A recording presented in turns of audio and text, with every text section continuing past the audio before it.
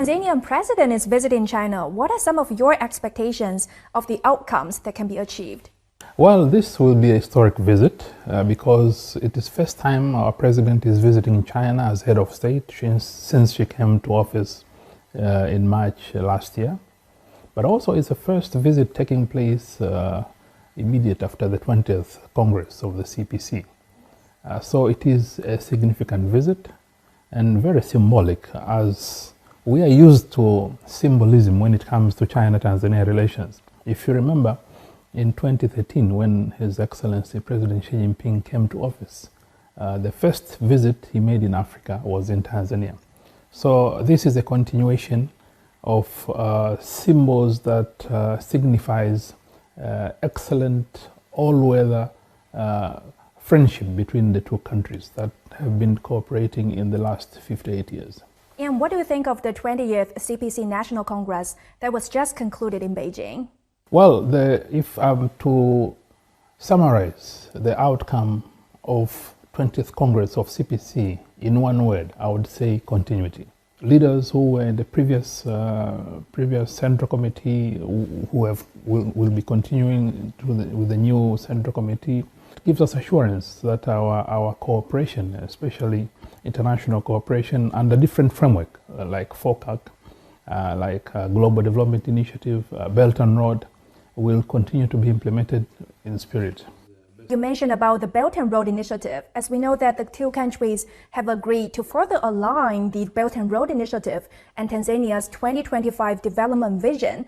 So looking forward, how would the two countries deepen cooperation, especially in the infrastructure sector? Indeed, we have a lot of cooperation in the infrastructure sector under the Belt and Road. China is the #1 contractor in Tanzania.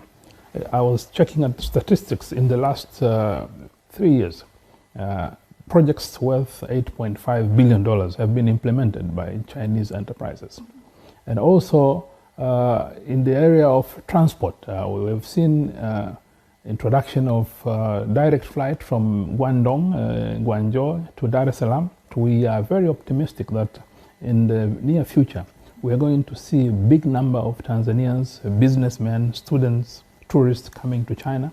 And China imported soybeans from Tanzania for the first time last year. How's it working out so far? And are there any new opportunities for cooperation between the two countries in the food sector as a result of this? Prior to signing of this agreement, in Tanzania, soybean was not grown much. But now, after signing the agreement, almost 10 regions of Tanzania are now scaling up their production of soybean. Within 5 years, volume of our exports to China will increase from $600 million to $1 billion by 2025 due to this opportunity to export soybean to the Chinese market. We are going to witness signing of agreements that will open market for more products from Tanzania to China. And what we need now is to add value to our products so that we can export value-added products and in the process create jobs for our people, but also increase the volume, because if you export raw products, the prices are not as equal as if you export value-added product. We know that Tanzania's services trade sector is also burgeoning in recent years. Last year, it exported 28% more to China than the year before. Can you tell us what trend this shows?